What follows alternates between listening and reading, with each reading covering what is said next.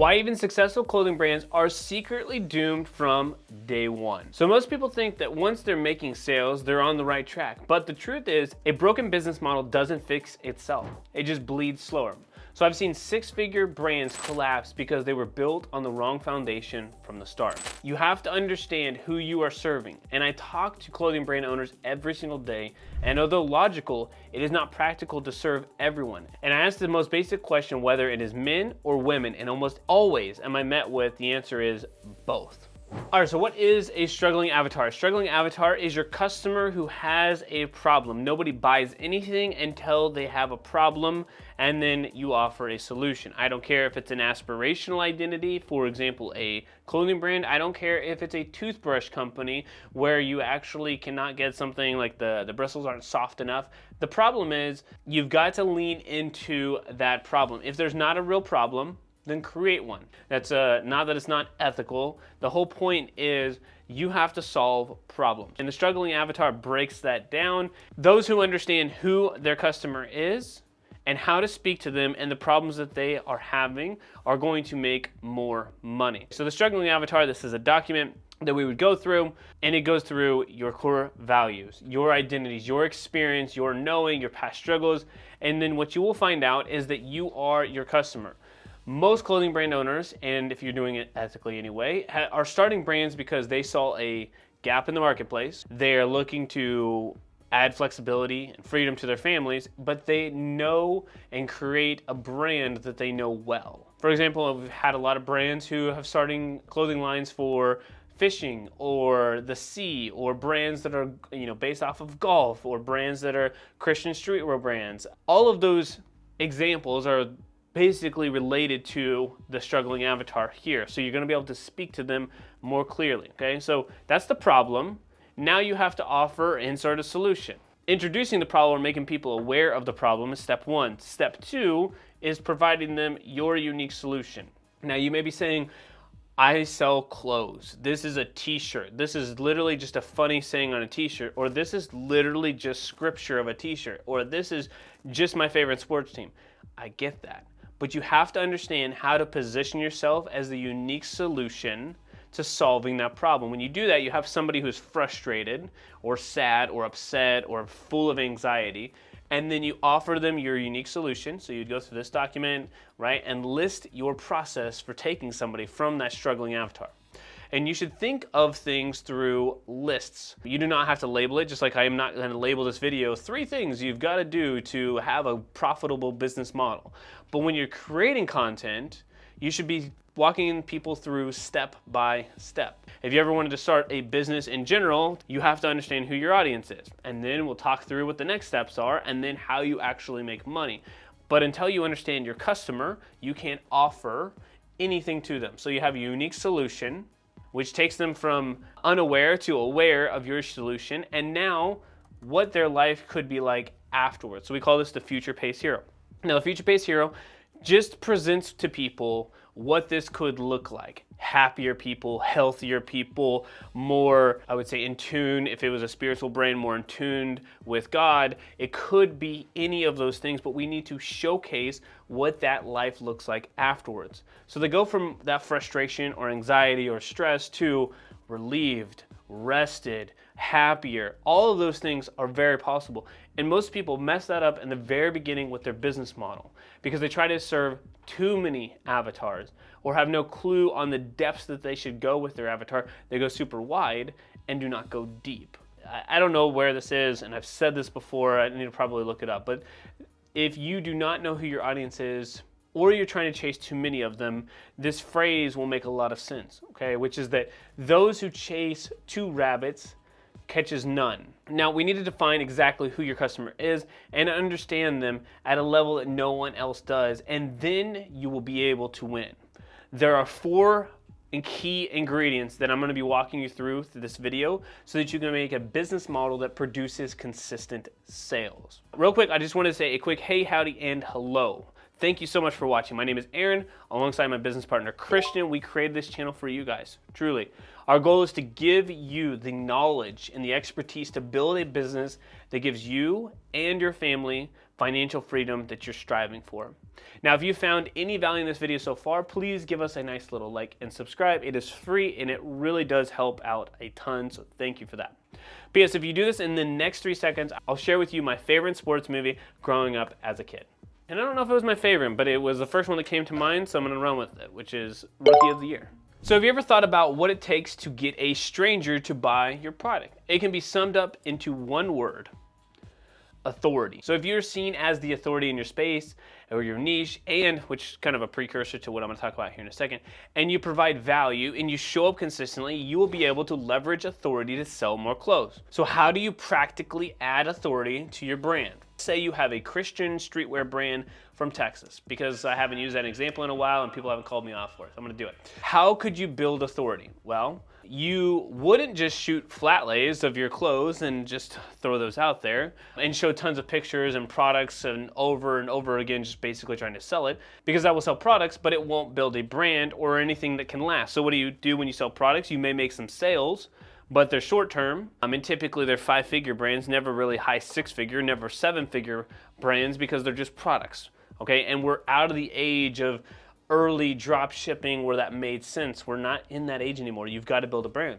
You can build authority by understanding exactly who your audience is and creating content for the problems that they have, which is why you should always lead with problem. So in our example, it may be good for this clothing brand to do a deep dive on scripture to provide some color or create content on hard topics in the world right now, and then react to those comments from a Christian perspective, assuming that you have a Christian clothing brand, right? I would literally be stitching things together. I would be coming up with hot topics that are happening right now and giving different perspective. There is not a wrong answer as long as you're creating content. That's it. I mean, literally, the only wrong move is to sit idle. If you are not creating content, that's the biggest problem that I have with what you're trying to do. Speaking of sitting idle, look, if your brand isn't growing and you don't know the next move to make, I would schedule a free strategy call with us. If nothing else, will point you in the right direction. It's 45 minutes and it's free. The spots are limited, as you can imagine, so go do that right now. Go check out the link in the description. Go schedule a time to speak with us so we can move your brand in the right direction. There's this brand that we started working with about a year ago. And within that year, they have 2 products make over 90% of their sales. Would I like for that to be the case? Absolutely not. But I'm also not going to turn the faucet off for diversity, for just diversity's sake. Yes, we are testing new products, but you need a hero product. For those of you who are following along at home, we have Who Are You Serving? A hero product. You need a hero product, and you need a proof of concept from you or someone else in the marketplace that you are putting yourself in the best position possible to sell as many pieces of clothing as possible. And because you know your audience, you know others who are in the space, and you should have a pulse on what kind of clothing is doing well right now. Whether you're a streetwear brand and it's large graphics, or it's a boutique where camo is extremely hot, or even an athletic line where sweatproof is a must, you need to know who your audience is.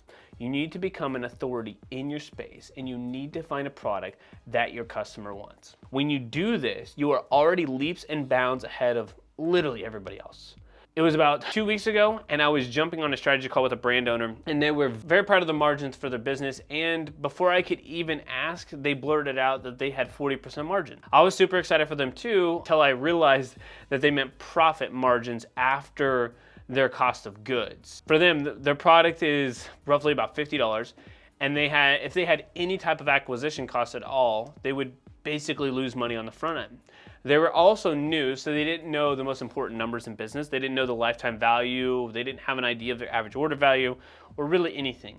They were destined to fail and didn't have a clue. Number 3 here, if you did not know, margins. If you do not have margins, the brand will not survive. It is probably, if I had to pick one, it's probably the most important part of the business. Everything else, you may not grow, but at least you're not going to go and put yourself in a difficult situation. It's kind of like the Titanic, which I'm a huge fan of, by the way, but we all know for 100 years, right, 100 years later, that they made some dumb moves and they hit the iceberg. And no matter what, or how many times I watch this movie, it always sinks. No matter how much I try to geek out on the numbers in different ways to make it work for brands, without margin, brands will die. It's literally the most surefire way to not see a brand grow. Most of the time, it is a silent killer, and you can't recover until it's too late. It's like, oh, we have 40%, but our cost per acquisition is actually good.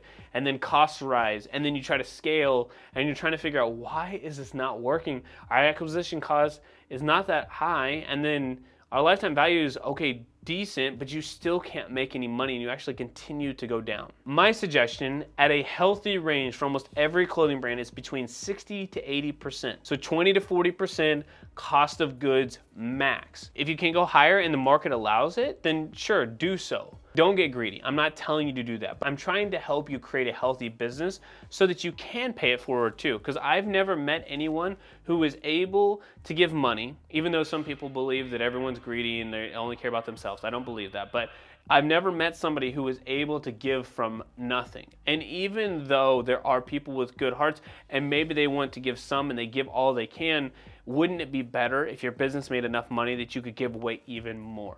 Okay, you can't pay it forward if you don't have margin. Now, I want to give you one little bonus to add to your business model that guarantees brands grow, and that is their offer. One thing that you should always know about an offer is that it does not need to be a discount. And if you have an offer, you must give a reason. Okay, I'm gonna come back to that because I think it's super important, but let's put this up here. If you give a discount, which I'm not saying an offer has to be a discount, but if you give a discount and you don't have a reason, your emotional side and the logical side of your business doesn't make sense. They are wondering, why are they giving 20%? Something's off. You've got to give a reason.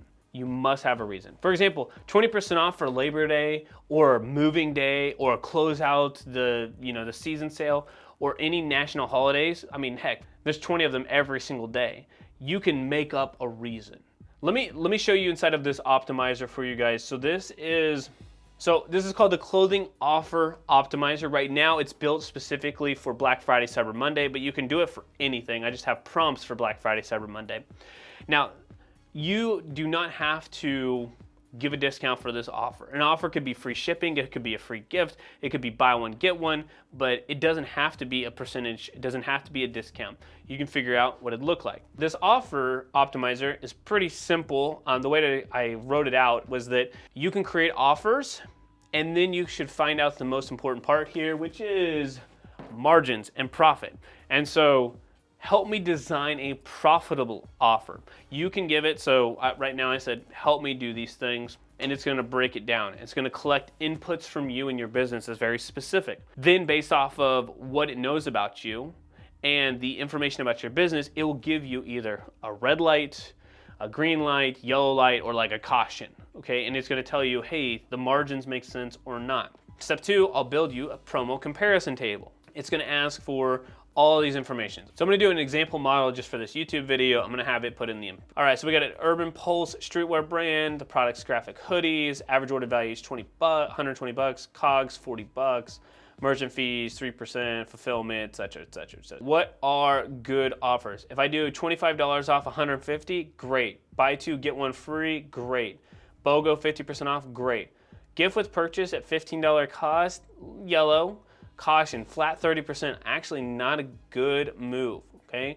It's telling me my offer analysis, the safe bet, high profit, low risk, buy two, get one free. Risky, high volume needed, flat, 30% off. It will also give you like, hey, how much more volume are you going to get? You're actually gonna get more volume from doing this. You'll get less volume from this option, significant BOGO 50% off. You're actually gonna get less off as well. Use this offer to create something that you can lead with on your business model. Because every good business model not only serves the right customer, they also have a product that works, a product that can sell. They have margins from that product, which allows them to give an offer for a first-time customer. Every single brand scales off of an offer. Okay, if you want this tool, just comment the word optimizer down below. We'll send it over to you. The reason people buy clothes is because they believe it will help them become either more or less of something. It is an aspirational identity and an expression like literally nothing else. Clothing is completely different. And anybody who tries to tell you that clothing is the same as anything else, like selling a water bottle or a marker, it's completely different. Everything from the design to the material to the way that it makes you feel. Now, great brands find a way to wrap everything into a bow and do one thing extremely well that will get almost anyone in your target audience to buy, as another bonus, please niche down. Okay, so if you can, niche down your life and your life will be so much easier. So, all right, I put it here as like bonus, niche down, but money up. Okay, maybe I need to make a shirt with that actually. So if you can niche down, your life will be so much easier.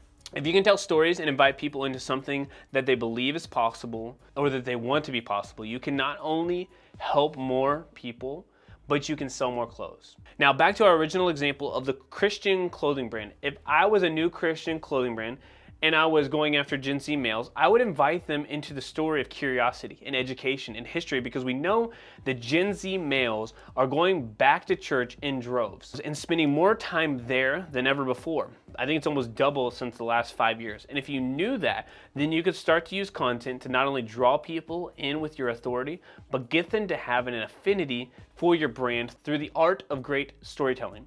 Lead with that problem that your ideal customer, the person you're serving, is in the very specific niche is having. Offer to alleviate that problem while inviting them into the bigger picture you have for them. More of like a united front, if you will. Now, when you do this and you keep margin in your business and then rinse and repeat the system, you will print money for your clothing brand. Business is actually very simple. Do not overcomplicate it. And if you're wanting to take this framework and put gasoline on the fire, you must go watch this video on Instagram ads right here next. Thank you all so much for watching. We'll see you next time. And P.S. don't forget to subscribe.